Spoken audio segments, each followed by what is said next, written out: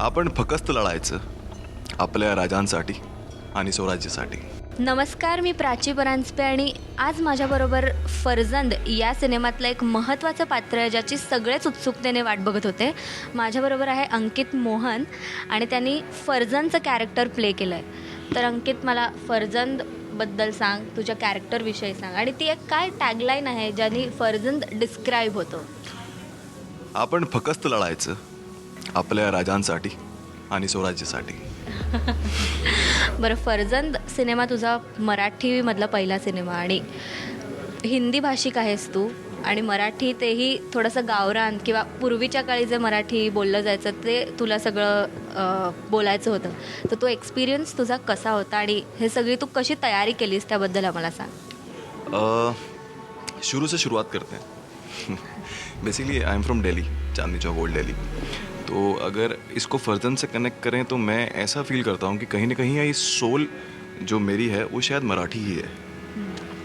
क्योंकि belong to business background, belong to joint family and belong to such a huge family and a family oriented गाय.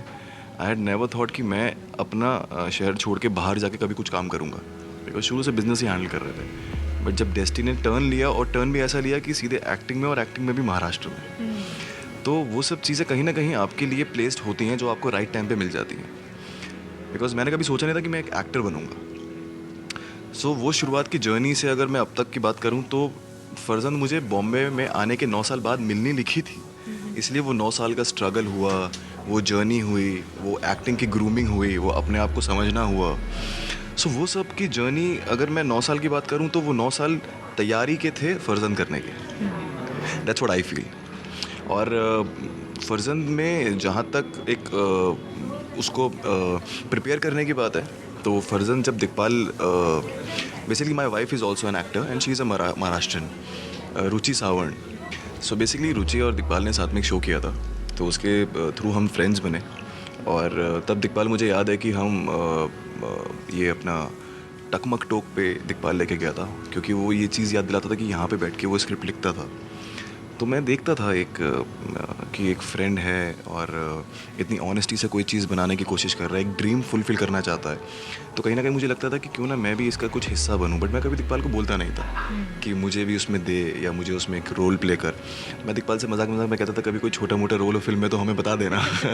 हम भी एक effort लग जाएंगे तुम्हारे साथ. So one fine day suddenly पता नहीं कहाँ से चीज़ों ने टर्न लिया एंड दिक्पाल ने मुझे आके बस स्ट्रेट बोला कि why not you play Farzand. I was like, title role या नहीं, तब ये जो सब चीज़ें दिमाग में नहीं आई थी. तब सिर्फ ये आया था कि आर यू श्योर, मतलब मैं मराठी बैकग्राउंड में नहीं हूँ, तेरी फिल्म इतनी स्ट्रॉन्ग कंटेंट है, एक हिस्ट्री है, एक रियल हिस्ट्री है जो तू लोगों तक कन्विक्ट करना चाहता है, उन्हें बताना चाहता है, उस चीज़ से अवेयर कराना चाहता है कि ये अनसंग हीरो की स्टोरी है. तो वो सब चीज़ें भी दिमाग में चल रही थी.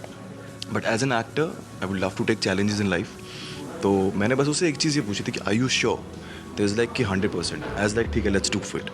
क्योंकि जब सामने वाला आपको आपके लिए विश्वास दिखाता है और आप अपने ऊपर विश्वास ना दिखाओ तो that is a false thing. आपको अपने पर विश्वास पहले होना चाहिए. तो फिर वैसे वैसे चीज़ें स्टार्ट होती रहीं. फिर हमारे 1-2 महीने, 2.5 महीने तक ऑडिशंस चलते रहे, लुक टेस्ट चलते रहे. और हर लुक टेस्ट में कहीं ना कहीं मैं यही सोच रहा था कि अपना 10% और डालता हूँ, और डालता हूँ, और डालता हूँ. फिर उसके बाद जब पूरी टीम बैठी, जिसमें अनिर्बान सरकार सर थे और संदीप यादव थे और महेश सर थे, स्वप्निल सर थे, तो इन सब की टीम के साथ दिक्पाल ने बैठ के डिस्कस किया. एंड दिक्पाल ने ये फेथ उन्हें भी दिखाया कि just have faith in me, trust me. And so तब वो जब चीज़ें फाइनल हो गई तब मुझे यकीन हुआ कि अच्छा, अब ये चीज़ स्टार्ट हो चुकी है.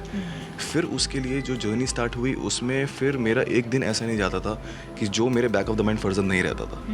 उस टाइम पे मैं एक हिंदी शो भी कर रहा था, तो मेरा यही होमवर्क रहता था.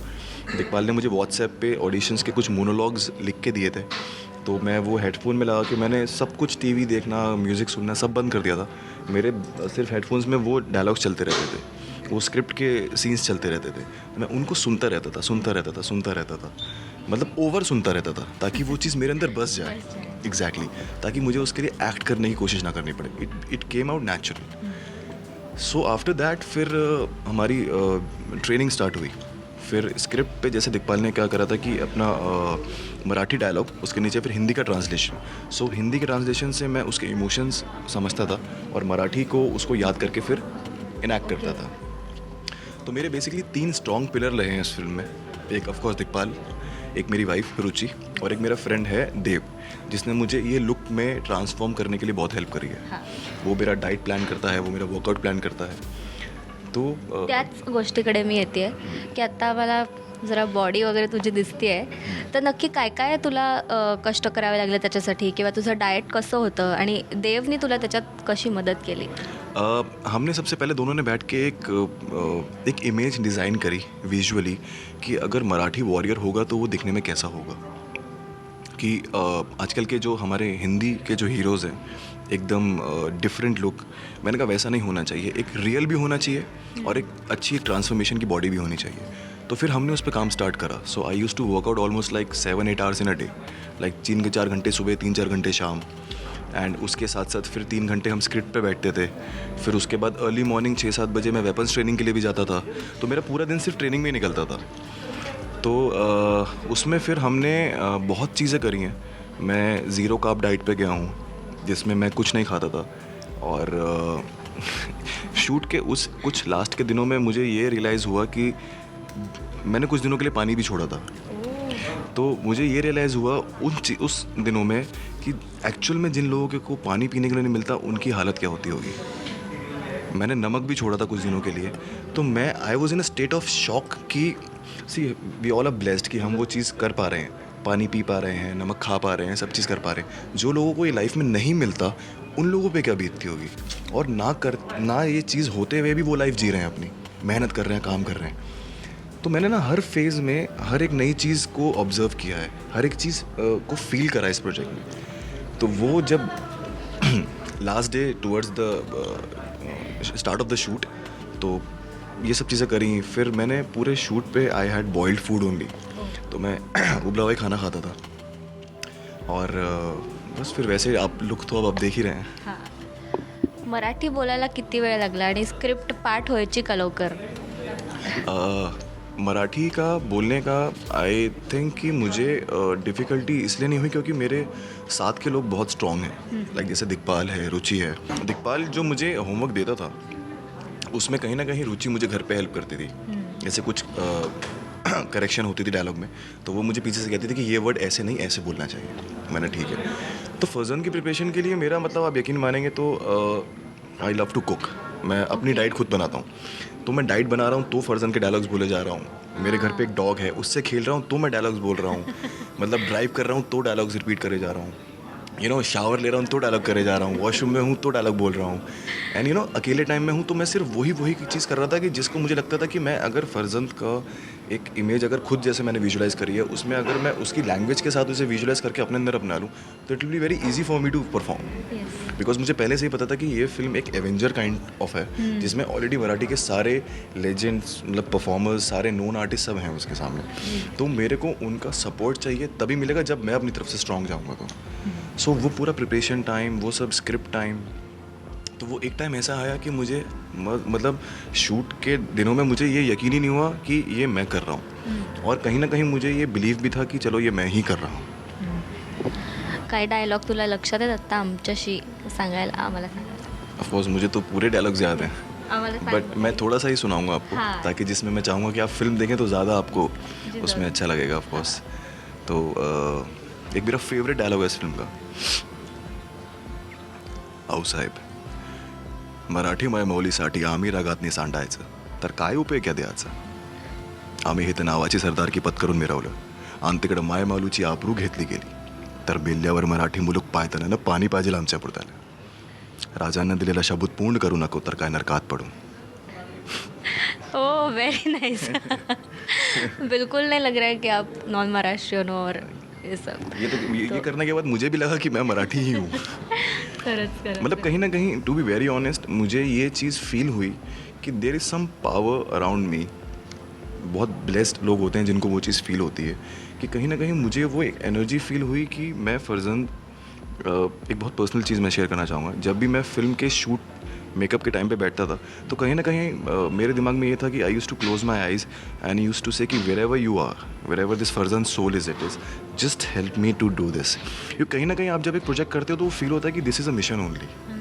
आपको लोगों तक वो पहुँचाना है, आप चाहते हो कि लोग उसे पसंद करें, तो you have to put your soul in it. तो तो कहीं ना कहीं आई यूज टू प्रे कि wherever you are just be there around me, help me to fulfil this and just be there. So I felt little power surrounded me during the shoot. बरं, फर्जंदचं character करताना तुला एक वेगळ्या प्रकारचा makeup आणि costume दरवेळेला वापरावा लागत होता, तर त्याच्याबद्दल काय सांगशील? फॉर द कॉस्ट्यूम, कॉस्ट्यूम हमारी जो स्टाइलिस्ट थी, जो पूर्णिमा ओक, तो उन्होंने बहुत ही उम्दा काम किया है कॉस्ट्यूम में. मैंने फर्स्ट टाइम जब अपना पूरा लुक तैयार होकर अपने आप को मिरर में देखा, so I couldn't recognise myself. तो मुझे 2 मिनट के लिए ऐसा हुआ कि अच्छा ये मैं ही हूँ. बिकॉज पूरा गेटअप, मुस्टैश और पूरा वो फेटे के साथ और फिर वो कॉस्ट्यूम और पूरा वो मूंछड़ी और वो सब, मतलब पूरा टॉप टू बॉटम ऐसा लगता था कि ये किसी और को लाके खड़ा कर दिया मेरे सामने, a better version of me. किती वेळ लागायचा तुला सगळं मेकअप आणि या गोष्टींना? ऑफकोर्स टाइम तो लगता था चीज़ों में तैयार होने में, बट ये है कि शूट की ड्यूरेशन को देखते हुए हम टाइम कोशिश करते थे कि कम लगाएं, बट फिर भी 1-1.5 घंटा तो लग ही जाता था तैयार होने में. तू आम्हाला तुझे ॲप्स दाखवू शकतोस का? मैं चाहता हूँ कि आप फिल्म में देखें. पोस्टर में तो आपको दिख ही रहे हैं. हो, नक्कीच. पण आम्हाला तुझ्याकडनं बघायचे होते. अच्छा, तो आपको एब्स देखने हैं. हाँ. बट वो खड़े होके दिखा पाऊंगा. हां, चालेल. बट थोड़ा सा दिखाऊंगा. जी हाँ. आपको मैं आप फील कर लो, मैं दिखाता नहीं हूँ. हाँ, अच्छा मैंने आप दिखाओ. अच्छा ठीक है. हाँ. आय हाय, वाह क्या बात है. थैंक तो लोगों को ताकि ये ना लगे कि ये VFX है. हाँ, इसलिए प्रूफ. 15 साल पुरानी मेहनत है, ये VFX नहीं है. Thank you very much Thank you so Ankit much. आमच्याशी बोलल्याबद्दल, आणि फर्जनसाठी तुला all the best. Thank you so much. Please ज़रूर देखिएगा.